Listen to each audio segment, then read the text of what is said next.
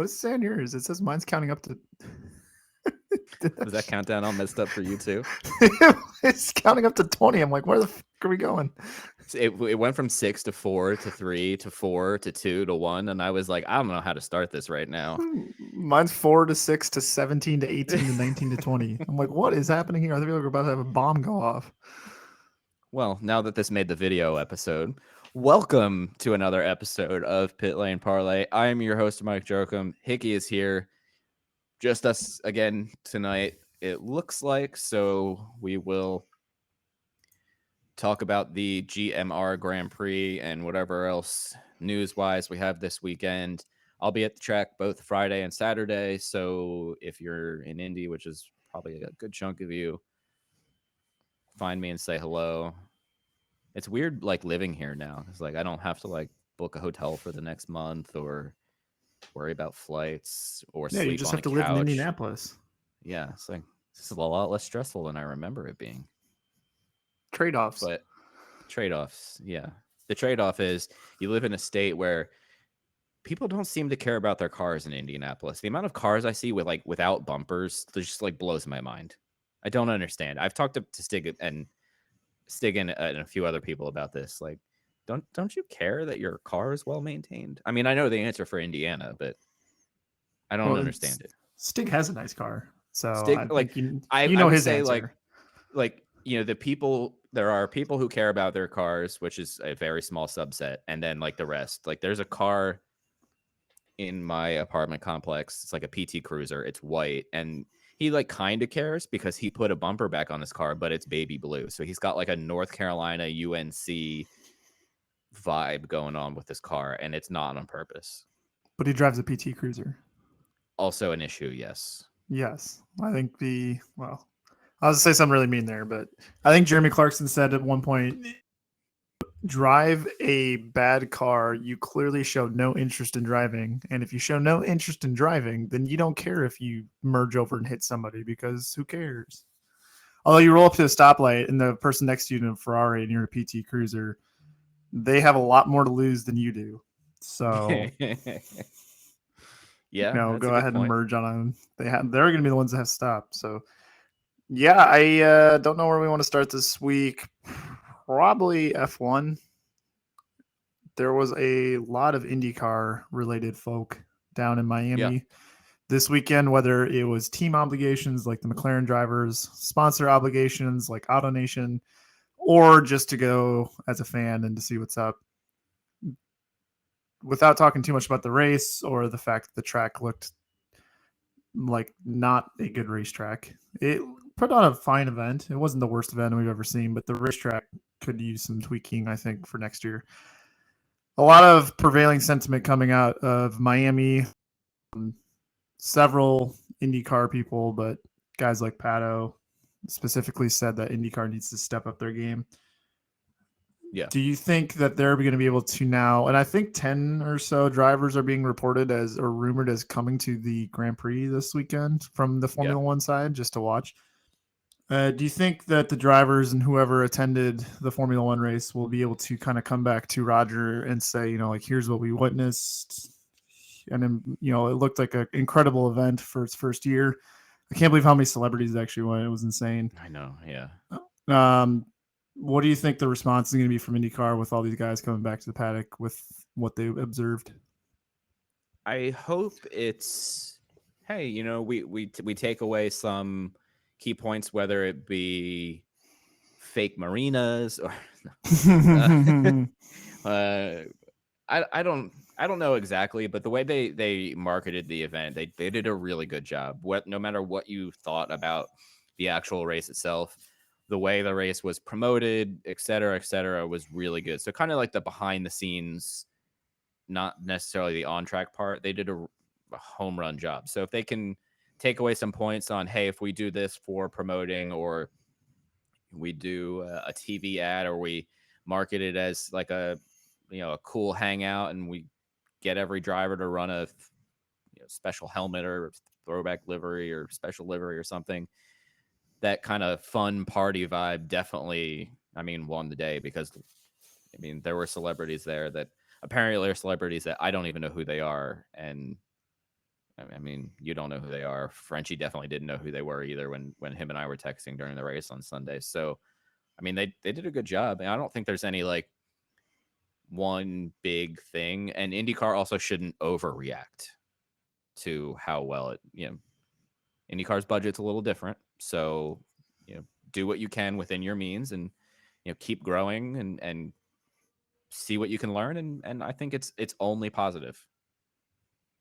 Yeah, I think my big takeaway is that to get Joe to bring a cabin cruiser or a yacht to Road America so we can camp in that instead. Yes. Because why would you not camp in a boat when you can, camp in an RV instead? But no, let's do a boat. Let's go, Jill. So I think I mean, obviously there's shortfalls in the marketing department, and we've talked about that before. But how much of that is lack of resources, which we've discussed before? We've asked and answered that. So I think a lot of it, you're right, comes down to resources and budget. So if they can say, sorry, I didn't mean to cut you off. If they can say, the way they promoted the race on social media or on YouTube or TV commercials or whatever was good, we should do something similar on an IndyCar scale, because IndyCar budget is obviously much different. Awesome. I'm all for it. And I think it would be really successful to do that. You've seen, the excitement around a weekend in Iowa, which is not Miami or Miami Gardens or whatever it's called. So if you can do something like that in Iowa, maybe, I don't know, somewhere a little more touristy, I whether it be a current race or a new race, Nashville, let's say, maybe they change up add some promotion to Nashville more than they already did. You've got a very good IndyCar weekend ahead of you. What's wrong with Newton, Iowa? Well, last time I made fun of Iowa a couple years ago, before the Iowa weekend, somebody was in my DMs very angry about the fact that I made fun of Iowa. So Iowa's a lovely place and has lovely people, and I can't wait to go. Yeah, but you say that, and I'm over here. Elkhart Lake's not the same as Las Vegas, so I don't know if I'm gonna get allowed into Elkhart Lake ever again. Unfortunately, how dare you make that comparison? Sorry, I was born in Iowa, and I don't really care about it. So let's see. I was Davenport, Iowa. Wow, I don't think I knew that. Yeah, and we lived across the river in Illinois, so I guess that must have been the closest hospital. So that's great. Let's see. The Andretti Autosport owner, obviously Michael Andretti, was rummaging around the paddock, doing whatever he could to get into Formula One. I was just reading something that the Jenna Fryer put out saying that two owners basically rejected his inquiries about wanting to join. Which I know this isn't a Formula One podcast, but if I could go in a small rant about that, Toto Wolff is citing that if they join after paying the $200 million or whatever, that it eats into the profits at the end of the year for all the other teams. Aren't those profits going to just keep going up though? Formula One, and if you're Mercedes, are you really going to be quivering at fear of the American team that just joined from scratch? One correction first, then I'll go on. Two teams signed Michael Andretti's petition to enter without the $200 million is what Jenna said, unless Jenna posted something else. But that's, I actually, that was circulating somewhere earlier. It might have been Jenna. I don't remember. Well, but something like Christian Horner said no, but Toto Wolff is also probably going to say no. Yes. I think Alpine and McLaren said yes. There's only two teams to say yes. Anyway, I think the whole $200 million thing, like, obviously a hurdle, but I think to address Toto's concerns, it might be a fair trade-off. But then Toto can't still pitch a fit saying like, "Oh no, now our money's like, shut up." I think obviously none of us know Andretti's exact plans on team building, car building, et cetera, but they also, Michael Andretti said, listen, we want to enter the European Ladder Series as well to bring in a pipeline of American drivers. I don't really see any other team doing anything similar, and the European Ladder Series sucks. So I'll probably continue on that rant when you listen to the F1 episode tomorrow. Yeah. But I don't understand how this isn't helping the F1 brand. If you have a name like Andretti in there, not you attract new sponsors to the sport, whether it be U.S. brands or maybe international brands that are big Andretti fans or supporters or whatever. So I don't get it. I think it's really silly. Yeah, I don't get it either. So Michael was relationships this weekend in the paddock, and apparently the FIA president Mohammed gave him some sort of direction on how to proceed. And Michael said that was kind of the first indication that he has gotten about how to proceed going forward. So we will keep our eyes on that as it pertains to Michael Andretti and what that means for the Andretti Autosport organization. So that's kind of cool. Two more IndyCar related topics. The same FIA president Mohammed was at IMS over the week while he was here in the States to talk to Roger Penske about areas of mutual interest. Take your best guess at what that means. So Frenchie and I have talked about this, not on the episode. I think we were texting about it over the weekend. And people who were like, "Oh my God, F1's coming to IndyCar next. F1's coming to IMS next year." The FIA also controls WEC and probably a couple other series that are escaping my mind right now.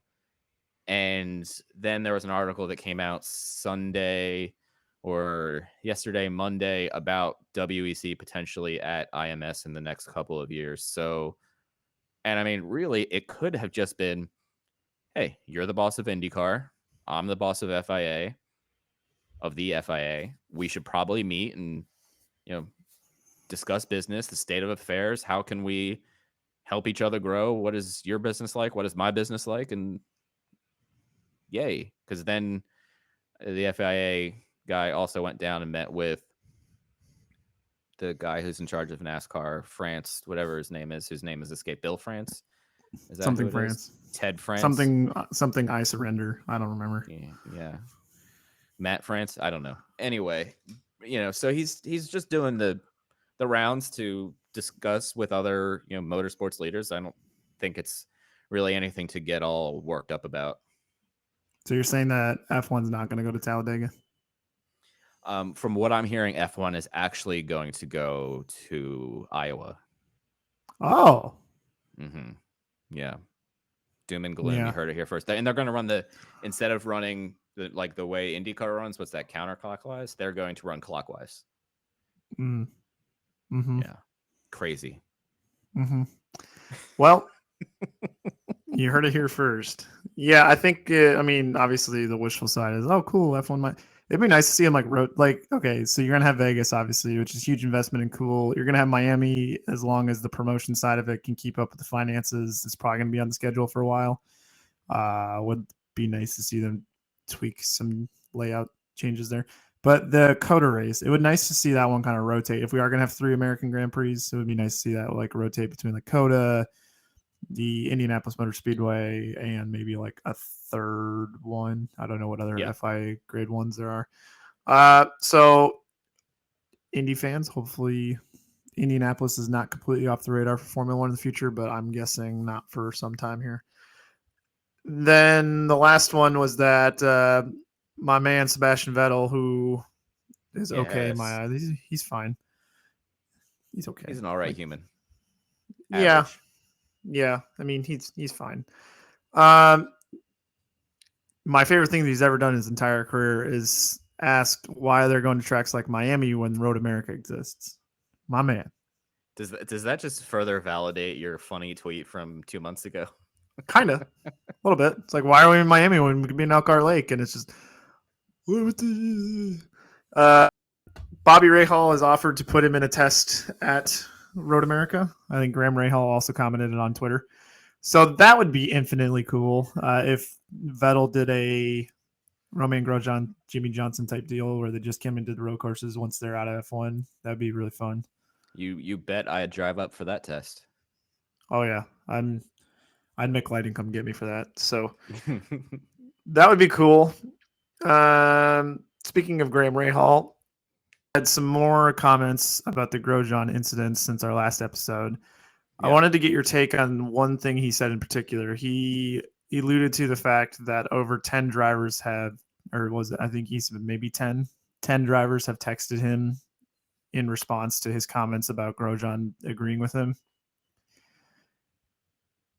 Your thoughts on fair, foul, annoying, perfectly fine, well pointed, annoying? Where you stand on a comment like that?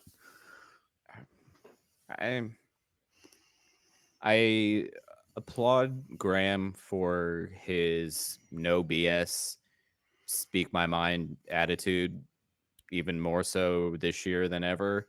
I don't think he's being whiny per se by saying, I've talked to a bunch of drivers.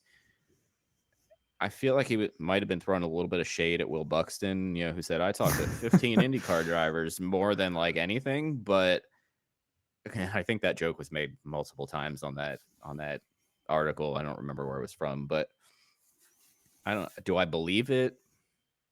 I don't know if it's 10, but it definitely might be 7 or 8. I mean, I know of 4 or 5 off the top of my head that I've talked to that are like, oh, I don't really like his on-track behavior. So does Graham talk to more people than I do? Most likely. So I think the only solution here is at the next bullpen, you just have to ask everybody straight up if they texted Graham within the last 2 weeks and see what they say. Did you talk to Graham? Can you please describe the nature of your text message with Graham? And do not make me show the subpoena for your phone. I will take your phone and look. I'm going to hack your phone while you're on the track. Yeah. So, yeah, I mean, I believe him. But my favorite comment on Twitter was someone's like, oh, yeah, you want me to tell you which driver it was? Well, they didn't go to the same school as you, so you wouldn't know them, man. Okay. They didn't even go here. Good Ohio State. Yeah. Right. So, yeah, I'm sure I believe him because I bet there are 10 drivers within the paddock that don't like him. I think the surprising thing there is that 10 drivers actually texted Graham.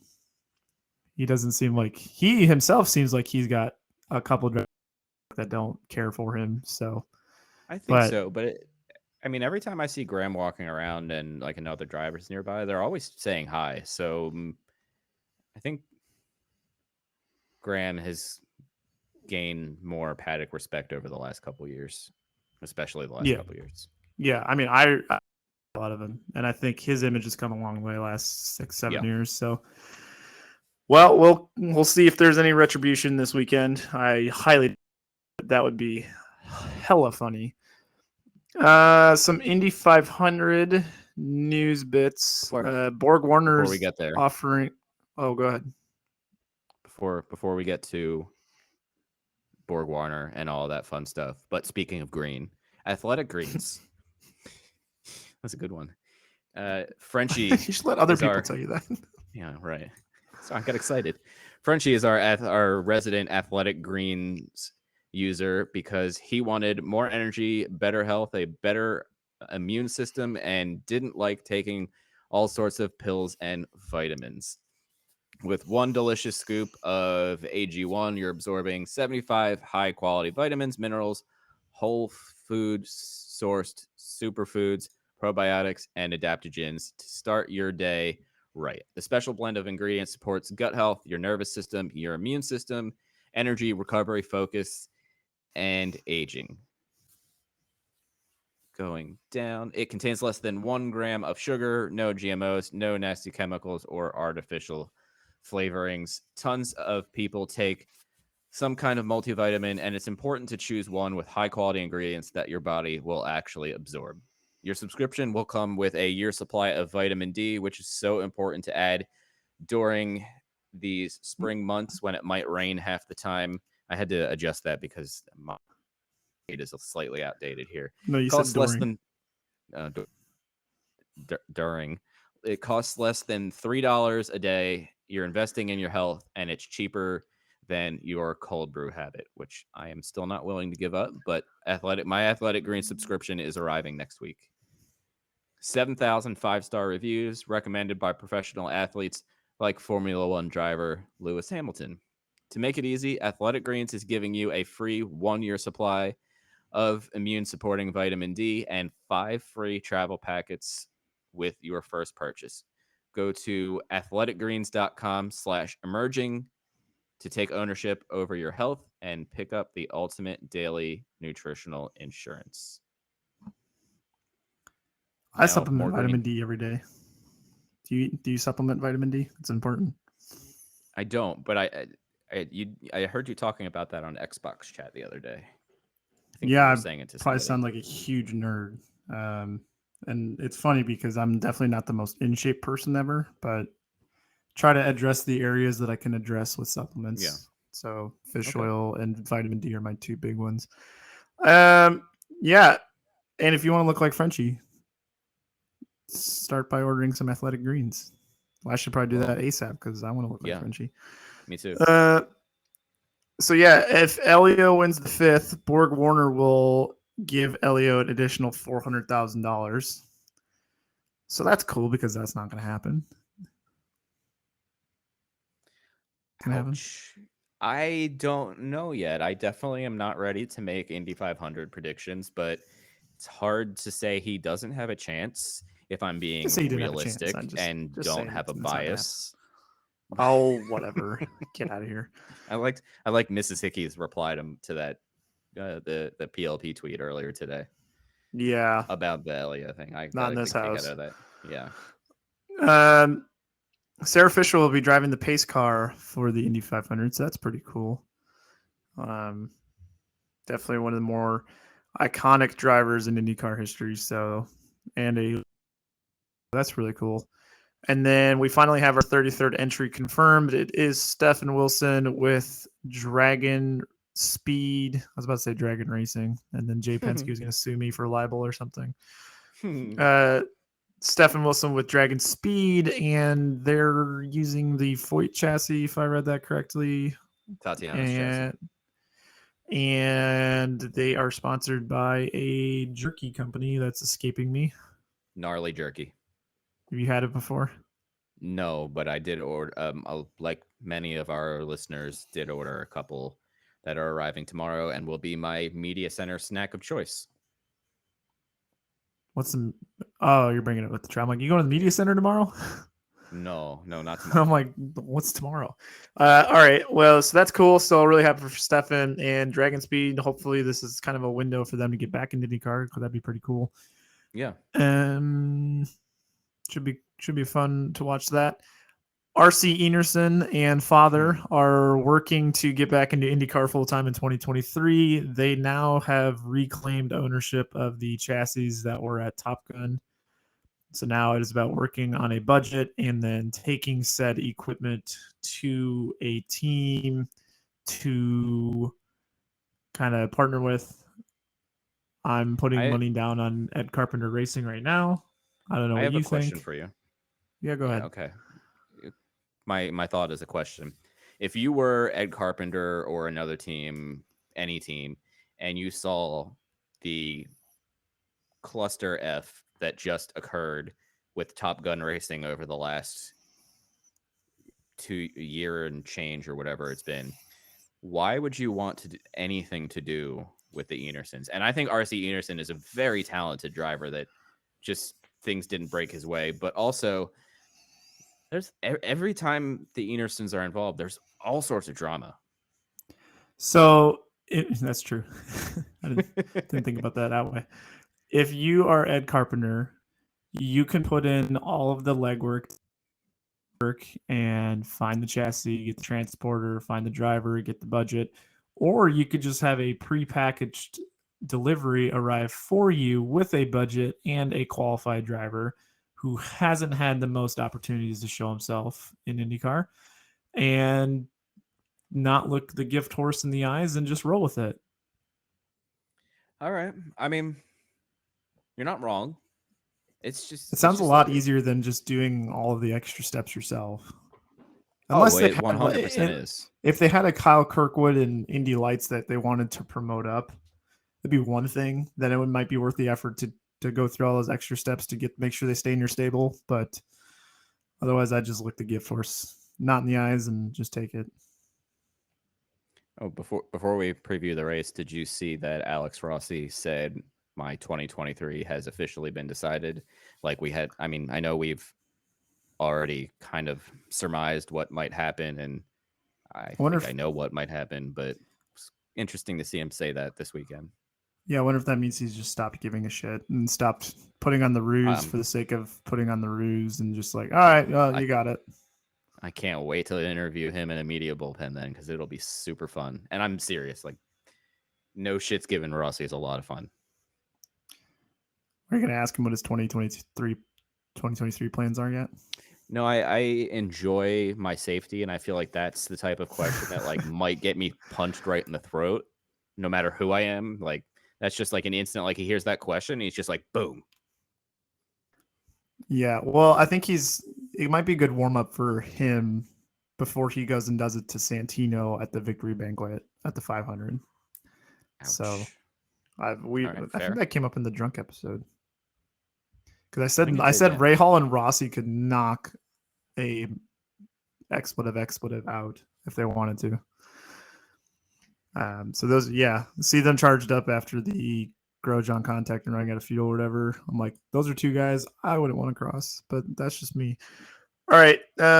Moving into the Grand Prix, one thing I wanted to ask you because it seemed to be a touchy subject on social media before we got to our predictions and whatnot is Juan Montoya is racing this weekend in the number 6 car. And for the second year in a row, they're running the Lucas Oil black and red chrome car, which made its debut in 2017. I think that was Michaela Lotion. Yeah. And obviously, it was the livery for Wickens with his devastating crash, his IndyCar career-ending crash. And then they did come back last year when Montoya was not running the number 6. I think it was the 68 or something. 86. Yeah. 86. That was close. So there was definitely some feelings on Twitter that was wrong of McLaren or unfair of McLaren. What did you think of that? I think the question has to be asked, did McLaren talk to Robert Wickens? Because they sure might have. And at this point, we've seen, unfortunately, the 77 has been run after Dan Weldon, et cetera, et cetera. Yeah, listen. It's hard. It's very hard because I still remember everything about being at Pocono that day. Don't like talking about it that much, but at the same time, it's been a couple years. Wickens is still with the team, in coaching capacity, and I think we can all kind of see that it's probably unlikely that Robbie gets behind the wheel of an IndyCar in an actual race. Maybe a test or something you could, for fun, demonstrating the technology you could see, but an actual race is pretty unlikely. So it's hard. It's definitely hard on a personal level. And if they did him dirty, would that be a pretty shitty thing to do? Sure, but I also listen. I get it. I think it's just one of those things that it is what it is. Like I'm not really all that worked up about it. Right. I mean, because like I said, that kind of concept came in 2017 before Wickens was with the team. Right. It did, change a little bit from 2017 to 2018, and now the one they're running this week basically resembles the 2018 version, or sorry, the 2018 version. So, I mean, I get it. It's definitely got some people emotionally charged based on what they recall from that day, but at a certain time, I think it's kind of like it's almost like a good tribute per se of like, this is a great looking car. That entry that year was phenomenal.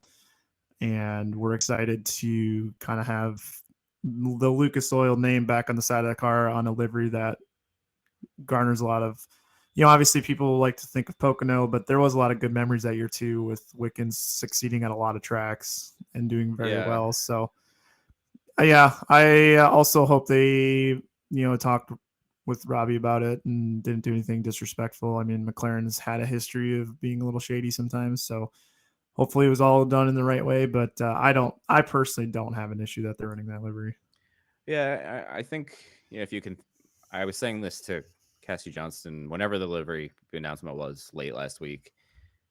Like I just want to think about like the the good memories that the Wickens car brought, and also the fact that he is still alive. He's about to be a dad at some point in the next couple months. Like there's a lot of positive things that we can think about, and I have heard some like the guy who runs Lucas Oil, like I don't know what his name is, but I heard some less than flattering things about him last week. But I mean, I'm not all that worked up about it either. It's as long as McLaren talked to Robbie. If he said, "Oh, they never talked to me," like yeah, it'd be kind of crappy. But I'm not. This isn't something I think is worth necessarily getting all bent out of shape about. What? Come on. I know, no doom and gloom. We haven't like doom and gloomed once this episode, so rah. That's all. Well, the race in Miami was the most watched Formula One race, I think, on air in America ever. Yeah, at least since Monaco in like 2002. So therefore, IndyCar sucks. Yeah, failing. Might as well close shop. And, Yeah. Who wants to run the Indy 500 in 3 weeks, 2 weeks, whenever it is? Yeah. Apparently, there is a debate online that the Indy 500 should be the first race of the year. I'm so tired of that debate. Because then you're going to have to run races in the winter, which limits where you can run. And it's like if it was the first race, wouldn't people just stop caring after? Because, I mean, I guess in the defense of the current schedule is that if you're an Indy 500 fan, you don't care about the first 4 races either. Yeah. Probably. Like, you're not going to care who wins the... You won't watch the Grand Prix just because it's in Indianapolis, but you're not going to care who won at Barber. So, right. Anyways, there's our doom and gloom for the episode. Also, 100% still think that Indy 500 shouldn't be a non-points paying race, but neither here nor there.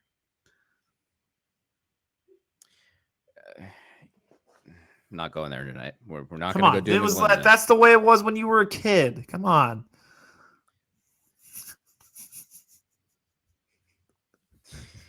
Stunned. I got him. Stunned. Silence. Let's talk about the race. The only correct me if I'm wrong. The only entry that is additional this week is that. Am I missing anybody? You're right. Montoya is the only extra 27 cars. Sweet. So we got 27 cars. So terrible numbers. Sorry. You're so full of it. You gotta kind of like make it look like you're actually mad. Yeah, I don't know. I don't really. I mean, out of the 37 times we've run this track since 2014, do you have a favorite memory? Pagano and Dixon battle in 2019 in the rain was. Oh, you mean on my wedding day? My anniversary's tomorrow. Oh, well, happy anniversary! Thank you. Did I tell you that I gave lighting one job that day was to fill me in on the race as it was happening? Like when we're going through. How's the race going? He's like, I don't know. I'm like, dude, I gave you one job. So I had to check my phone at 7:30 and to figure out who won, and then everybody's like, that was a great race. I'm like, of course that was on my wedding. Well, I guess that we brought a good luck, right? Yeah. You're gonna have to go celebrate, do some big celebration on Saturday before the race starts or something like that.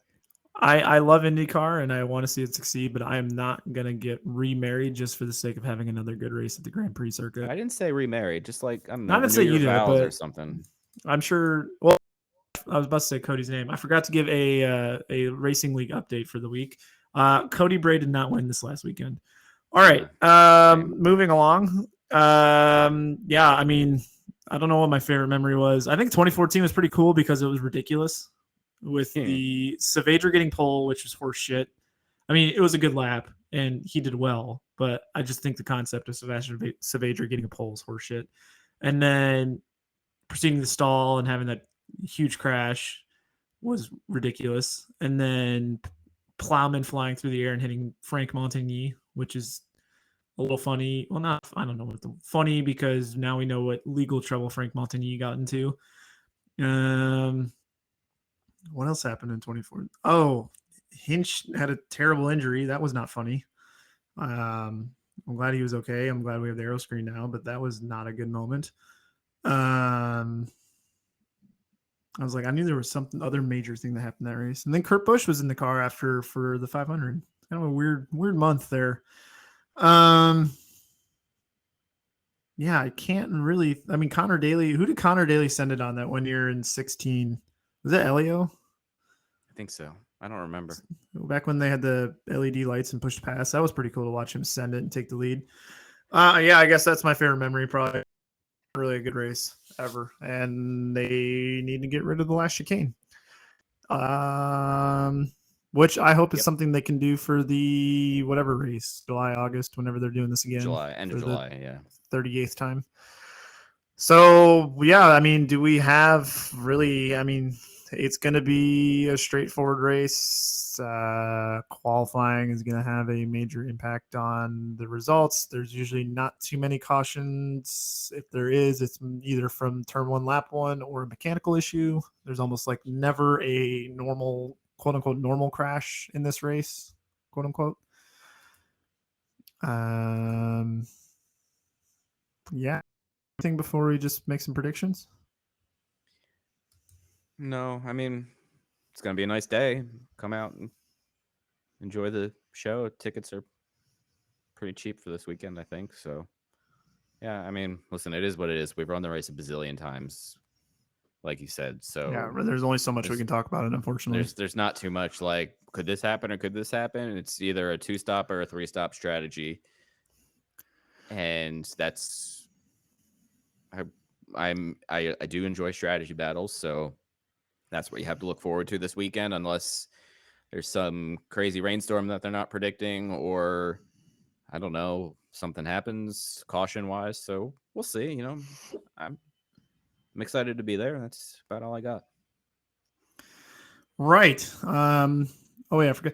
Yeah, we could do the analysis first lap. Like, oh, do you think there's gonna be a crash in the first turn? Why, yes, host. I think there will be. Cool. Let's move on. 86% chance. Is that your actual math, or did you see that? No, I just like pulled that number out of thin air. Okay. All right. Well, who is your winner of the? Is this the GMR Grand Prix, or is it some GMR. other fancy? Yeah, this is GMR. The Gallagher Grand Prix is the August one or July one. I will say we'll talk about that at some point this summer.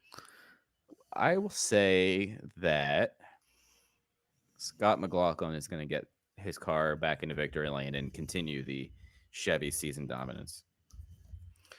And I will say Will Power gets his first win of the season. Who is your dark horse top 10? Dark horse top 10. Juan Montoya. Oh, God. Oh, I just got flashbacks of Lighting predicting that he would finish in the top 10. Shit you not. Montoya was like 20th-ish in the speed charts the entire month.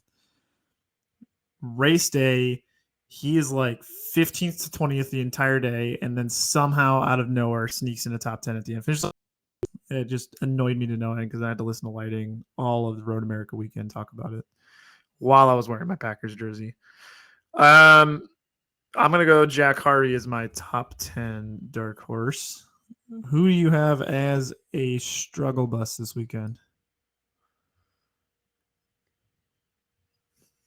Let's go with Felix Rosenquist. Might be a cop-out, but we'll allow it. Yeah, it's borderline getting on. I think after the Indy 500, we could start defining for sure cop-outs and not cop-outs. Yeah, you have all Chevy so far in your selection here. I don't know. I'll go ahead and say maybe I'll say Marcus Ericsson maybe doesn't have his best weekend. I was trying to think of a Ganassi car to have a bad weekend, and I like after Scott Dixon, I was like, I don't even remember who's on Ganassi right now. Be like, Jimmy Johnson. Like, Yeah. cool. Nice one. All right. First out, I'm gonna go first, and I'm gonna say Colton Hurd is the first out. Okay.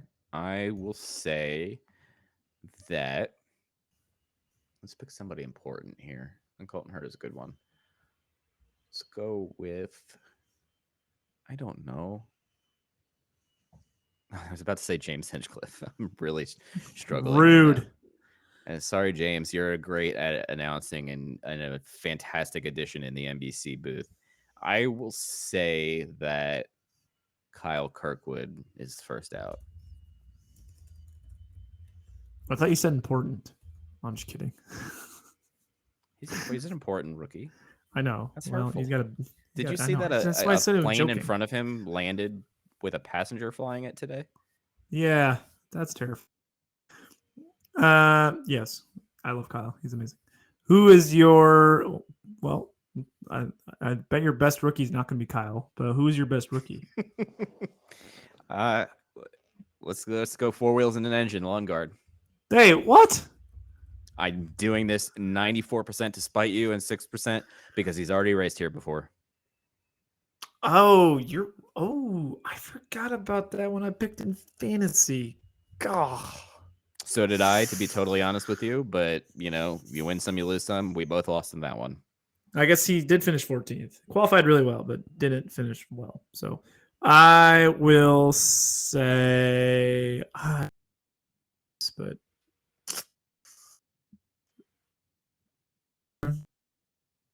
I'll go Kirkwood. I've picked 4 wheels and an engine every week every race this year. So I might as well switch it up because you guys always Shannon, pick Kirkwood or Frenchie first. have not picked him. Why? Well, Frenchie would if he could. Right. If I didn't claim him every week. But I know Shannon's. So, well, that fine host at the track. He has a beard and a cane. I can't grow. Listen, even when I'm 80, when I'm actually 80, I still won't be able to grow a gray beard.